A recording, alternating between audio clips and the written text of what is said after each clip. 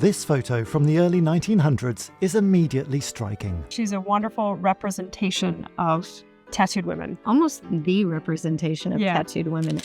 It's a photo of Maud Wagner, a true pioneer in Western tattoo history, unafraid of breaking societal conventions. Because not only was she a walking piece of art, she was also an artist herself. Thought to be America's first professional female tattooist, she broke through into an art form historically dominated by men.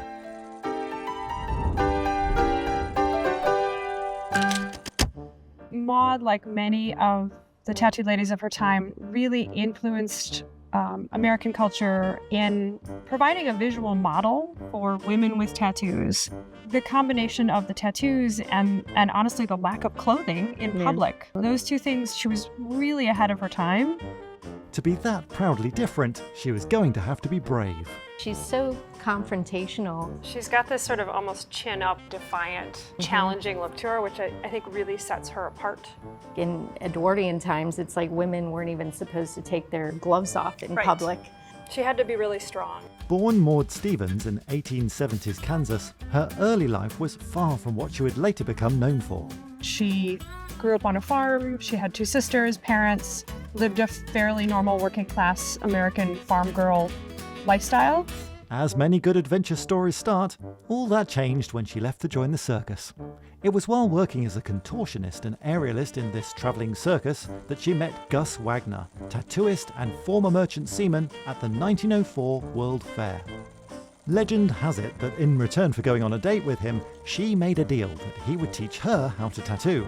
Well, they fell in love, married within a few months, and spent the rest of their lives together as both tattoo artists and as circus attractions themselves.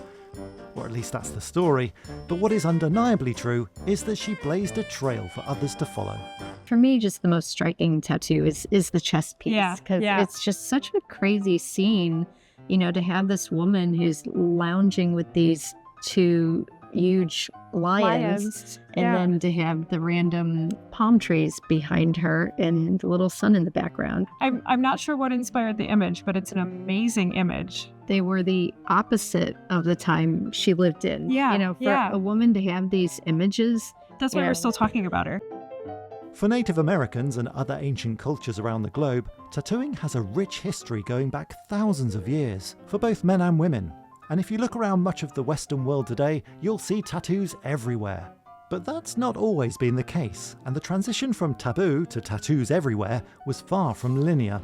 Perhaps surprisingly, in the late 19th century, tattooing experienced a wave of popularity throughout American society. Tattooing went through this phase when it was associated with royalty. You know, it was like a thing for some of the aristocracy to go to Japan and get tattooed as like a souvenir. But by the time Maud was inking up her first tattoo needle in 1904, that had drastically changed. At this time period, at the turn of the century, many native tribes were actually having tattooing banned in their cultures. Even among white Americans, tattoos had become denigrated as the indulgence of sailors and delinquents. No longer were they high society. Gus was a sailor, the opposite of the aristocracy. I mean, these were, you know, very rugged outsiders, and so they got tattoos to mark them as part of that subculture. But by pioneering that subculture, Gus and Maud were able to carve out successful careers for decades. Eventually, Gus died in 1941, and Maud died 2 decades later, ironically the same year that New York banned tattooing, further highlighting America's complicated attitude towards tattoos. But daughter Lotiva carried on their tradition, even though she never got tattooed herself. Maud and Gus did teach their daughter to tattoo. She actually didn't have any tattoos. Yeah. And she didn't have any tattoos because her parents wouldn't tattoo her, and she didn't want to get tattooed by anyone else. Eventually, Maud told her that she could get tattooed, but she said if her daddy couldn't tattoo her, she didn't want anyone to tattoo her. Meanwhile, Maud has become a symbolic and iconic figurehead for a wave of women whose legacy reaches right down to today.